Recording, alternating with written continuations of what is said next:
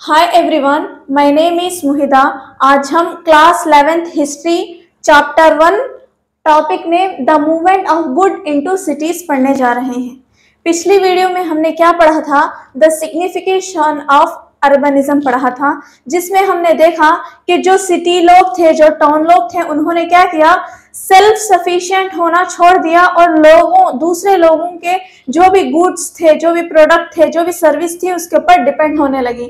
आज हम the movement of good into cities पढ़ने जा रहे हैं, यानी कि कोई भी चीजों का मूवमेंट होना सिटी में, कौन सी चीजों का मूवमेंट होता था और किस सिटी में ये मूवमेंट होता था। However, reach the food production of Mesopotamia, यानी कि मेसोपोटामिया का जो भी फूड प्रोडक्शन था वो इंक्रीज होता था। वो क्या होता था? हद से ज्यादा इंक्रीज होता था। वहां पर क्या है, अच्छी खासी मात्रा में लोग प्रोड्यूस करते थे ग्रेन्स को, क्रॉप्स को, जो भी वेजिटेशन होता था वो इजीली वहां पर ग्रो किया जाता था। और जितना भी फूड प्रोडक्शन था वो क्या था? हाई था उनका। It's mineral resource were few, और जो मेसोपोटामिया सिटी थी, इनके यहाँ तो अच्छा खासा एग्रीकल्चरल प्रोड्यूस होता था, लेकिन इनके इस सिटी में जो भी मिनरल रिसोर्सेस थी वो बहुत कम थी, ना के बराबर थी। Most part of the south lacked stone for tools seals, और जो भी साउथ का रीजन था, यानी कि मेसोपोटामिया के साउथ में ही सिटी इमर्जेंस हुई, और उस साउथ में क्या है, बहुत ही ज्यादा कम स्टोन्स थी। अब कम स्टोन्स रहेंगे तो वो क्या नहीं बना सकते, वो जो भी यानी कि उनके वेपन्स होते, इक्विपमेंट्स होती, वो नहीं बना सकते थे। The wood of the Iraqi date palm not enough for carts wheels और बोट्स। अब इनके पास जो साउथ में जो क्या है, डेजर्ट इलाका था, तो एक डेजर्ट में कौन से ट्री अच्छा से यानी कि अच्छी खासी मात्रा में उगते थे? तो डेट पाम, खजूर के पेड़ वहां पर बहुत ज्यादा उगते थे। लेकिन ये खजूर के जो पेड़ थी, उससे जो भी उनको वुड मिलता था वो वुड उनके लिए इनफ नहीं था। क्या बनाने के लिए? बोट्स, कार्ट्स, या फिर उस वुड से जो भी शिप वगैरह बनाना है या फिर वुड हाउस बनाना है, तो ये वुड यानी कि डेट पाम का जो वुड है वो उनके लिए सफिशिएंट नहीं होता था, इनफ नहीं होता था कोई भी चीज बनाने के लिए। And there were no metal for tools, vessels or ornaments, और उनके पास कोई भी मेटल्स भी नहीं होते थे जिससे वो क्या है, वेसल्स बना सकें, बर्तन बना सकें, टूल्स बना सकें और ऑर्नामेंट्स, गहने बना सकें। जो भी उन्हें बनाने के लिए क्या था, उनके पास नेचुरल रिसोर्स नहीं है और उनके पास अच्छा वुड नहीं है, जिसकी वजह से वो क्या बना सके, बोट्स, वुड हाउस, जो भी चकले से बनाए जाते हैं वो बनाने के लिए उनके पास अच्छा चकला भी नहीं है और उनके पास क्या नहीं है, मेटल्स भी नहीं है, टूल्स, वेसल्स, ऑर्नामेंट्स बनाने के लिए। अब ये क्या करते थे ऐसी सिचुएशन में?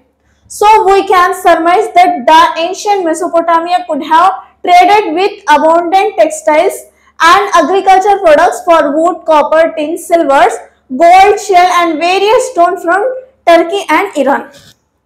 अब ये मेसोपोटामिया के लोगों के पास अच्छी खासी मात्रा में क्या चीज है, इनके पास ग्रेन्स हैं, क्रॉप्स हैं, ये सारी चीजें इनके पास अच्छे खासी मात्रा में है। तो ये लोग क्या किए, अपने इस एग्रीकल्चर से जो भी इन्हें प्रोड्यूस हुआ उसे क्या करें, ट्रेड करें। किन लोगों से ट्रेड करें? जिनके पास कॉपर, टिन, वुड, सिल्वर, ये जिनके पास था, यानी कि जिन जगहों में नेचुरल रिसोर्सेज ज्यादा थी, जिस जगह में अच्छा खासा वुड मिलता था, उन लोगों को अपना ग्रेन्स, अपना क्रॉप्स देते थे और उनसे क्या करते थे, कॉपर, टिन, ये सारी चीजें खरीद लेते थे, यानी कि आपस में ट्रेड करके ये सारी चीजें मैनेज करते थे।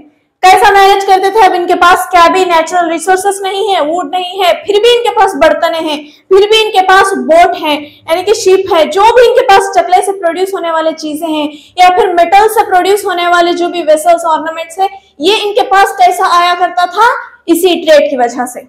अब उस इलाके में तो क्या है, ये सारी चीजें अवेलेबल नहीं है, यानी कि नेचुरल रिसोर्सेस नहीं है, अच्छा वुड नहीं है, फिर भी इनके पास क्या है, अच्छे वुड से प्रोड्यूस होने वाले जो भी चीजें होती थी वो उनके पास थी। उनके पास क्या है, मेटल्स नहीं है, लेकिन मेटल से प्रोड्यूस होने वाले जो भी वेसल्स, ऑर्नामेंट्स थी वो उनके पास मौजूद थी। कैसे? ये ट्रेड से वो करते थे। किन लोगों से ट्रेड करते थे? Turkey and Iran. Turkey and Iran, दो उनकी क्या है कंट्रीज थी, उनके पड़ोसी कंट्रीज, उनसे क्या करते थे वो ट्रेड करके इजीली क्या करते थे, जो चीजों की उन्हें जरूरत होती थी वो इजीली क्या कर सकते थे, ले लेते थे। So later region had minerals less scope for agriculture, और जिन लोगों के पास अच्छा खासा नेचुरल रिसोर्सेस है, उनके पास मेटल्स हैं, उनके पास सिल्वर कॉपर सारी चीजें हैं, लेकिन उनके पास क्या नहीं है, एग्रीकल्चर प्रोड्यूस नहीं है, यानी कि उनके पास क्रॉप्स ग्रेन्स ये सारी चीजें नहीं है, तो ये लोग क्या किए, अपने नेचुरल रिसोर्सेस को या फिर अपने जो भी कॉपर था, टिन था, ये उन लोगों को दिए। किसे दिए, मेसोपोटामिया के लोगों को दिए, और मेसोपोटामिया के लोगों से वो क्या कर लिए, एग्रीकल्चर को यानी कि सॉरी क्या चीज ले लिए, क्रॉप्स को, ग्रेन्स को ले लिए। Regular exchange possible only when there was a social organisation. अब जब सोशल ऑर्गेनाइजेशन था जहां पर एक्सचेंज लेना देना ये सब इजीली होता था, जब सोशल ऑर्गेनाइजेशन होता था तो वहां पर ट्रेड, रेगुलर ट्रेड जो भी होता था वो इजी होता था। Beside crafts, trade and service, efficient transport is also important for urban development। और ये जो सिटी थी मेसोपोटामिया, इनके पास इतने सारे रिसोर्सेस नहीं है, फिर भी ये इतनी डेवलप कैसे हुई, ये सिर्फ उनके पास क्या है, फूड प्रोडक्शन यानी कि एग्रीकल्चर प्रोड्यूस होने वाली चीजें ही नहीं, बल्कि ये क्या करते थे, अच्छा खासा ट्रेड करते थे। किससे ट्रेड करते थे, ट्रांसपोर्ट से। एफिशिएंट ट्रांसपोर्ट उनके डेवलपमेंट में एक मेजर रोल प्ले किया, किसने, एफिशिएंट ट्रांसपोर्ट ने। If it takes too much time और too much animal feed to carry grains और charcoal into cities on pack animals और बुलेट कार्ट्स। अब जो मेसोपोटामिया सिटी थी, इस सिटी में अगर कोई भी चीज को लाना है, मान लीजिए अगर ऊंट को ट्रेड करके यानी कि वो खरीद के इंपोर्ट करके अपने मेसोपोटामिया में लाए, अब ये लाने में जो ट्रांसपोर्ट होता था, एकदम महंगा ट्रांसपोर्ट क्या होता था कि एनिमल्स के ऊपर क्या करते थे, जो भी चकला था, जो भी यानी कि मेटल्स वगैरह जो भी डाल कर लाते, तो इनको बहुत एक्सपेंसिव होता था। क्यों, हर थोड़ी थोड़ी देर में एनिमल को क्या करना पड़ता, फीड करना पड़ता, उन्हें खिलाना, चारा वगैरह खिलाना, उनकी देखभाल करना, और बहुत सारा टाइम लगता था। ये ट्रांसपोर्ट यानी कि एनिमल ट्रांसपोर्ट करने के लिए, उन्हें एनिमल से ट्रांसपोर्ट करने के लिए बहुत सारी तकलीफों का सामना करना पड़ता था। तो उन्होंने क्या ट्रिक निकाली, the cheapest mode of transportation is everywhere over water, river, boat or barges loaded with sacks of grains are propelled by the current of the river and or wind।